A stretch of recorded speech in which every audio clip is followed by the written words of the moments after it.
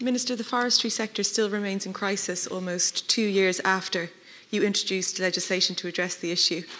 The programme for government sets out a target of 8,000 hectares of new forests per year, but we're planting only 2,000 hectares. SEFA, the Social, Economic, Environmental Forestry Association of Ireland, formed last year to represent the private sector in forestry in this crisis, and they're continuously raising major issues in the industry. What is the government doing in response? Thank you, Deputy Cairns. Let me firstly say that all of us who are interested in forestry in Ireland generally share the same objectives. These are to have a well-functioning forestry licensing system, a clear and shared vision for the forestry in Ireland, and a new forestry programme which will encourage sustainable forest creation and management that meets societal needs. In line with these objectives, I set up Project Woodland over a year ago to tackle the licensing issue and the backlog, and to focus on developing a new forest strategy to promote woodland creation. Along with a wide range of stakeholders from the forestry sector, we have made significant progress. Among other things, we now have clarity on the regulatory framework, the definition of a backlog. Pardon me, is there any chance to show, please? Sorry, thanks.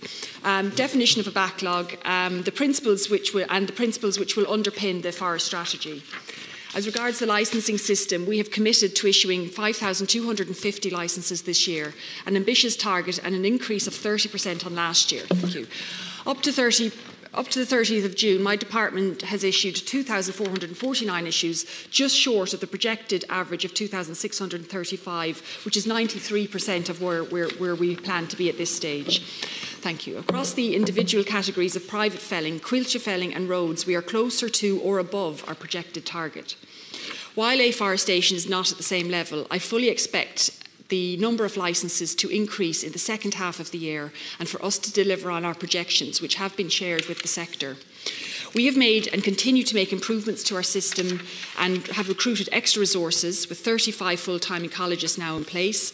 We are implementing the recommendations from a business process review, with 39% of those complete or in progress. In addition, my department is now developing an action plan for the implementation of the recommendations contained in the independent regulatory review of the forest licensing system, and some of those are already in hand. Regarding the backlog, my department currently has 3,148 applications on hand.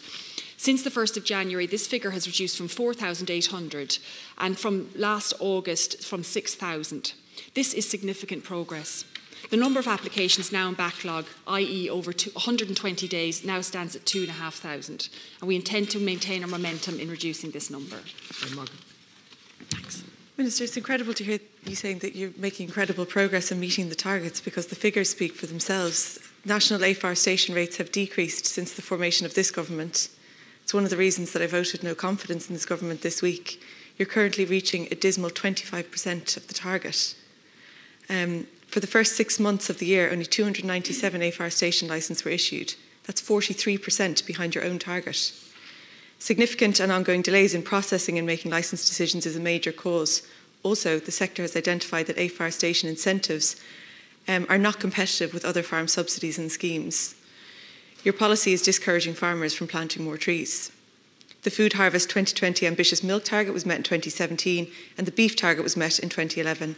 However, at its highest, the forestry target was 50% reached, and it's closer to 20% today. Reports from the sector are clear that the government's forestry policy is dismal, and there's little sign that anything will change.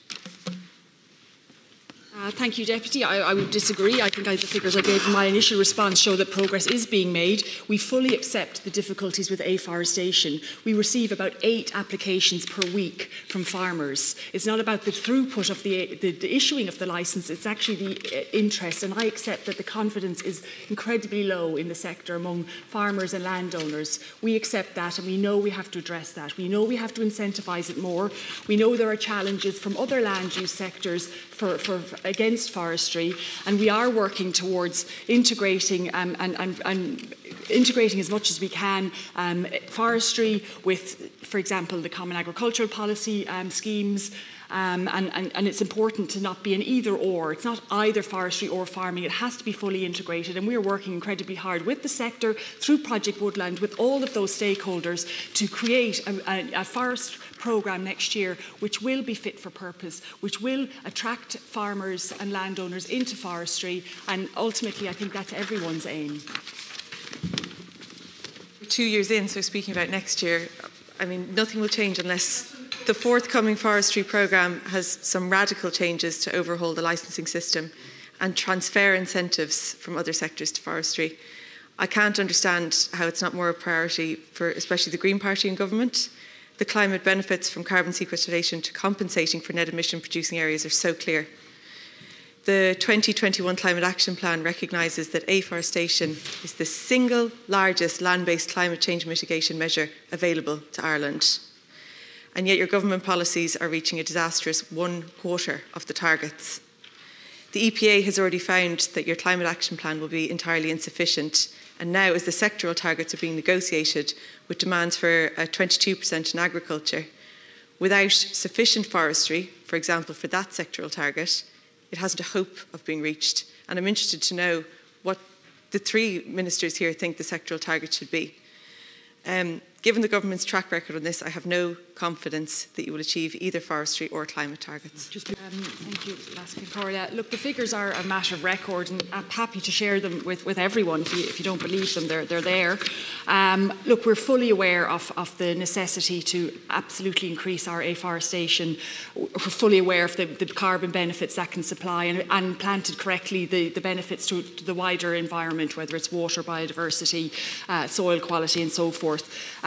This is why we are having continued engagement with the sector, with the stakeholders on our new forestry programme, which is only due to start in 2023. That's not just kicking the can down the road. That's when it is due to start. The new forestry programme will be 5 years.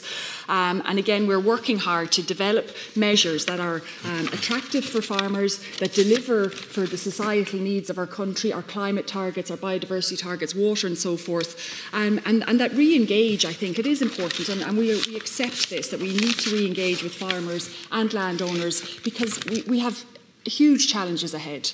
And if we don't have our farmers on side, we're not going to meet any of these targets across the board. And I think, it's important that we do reach out, we do continue that engagement, and that's what I and my minister colleagues are continuing to do. Thank you. My apologies again, Deputy Kearns. Moving on to the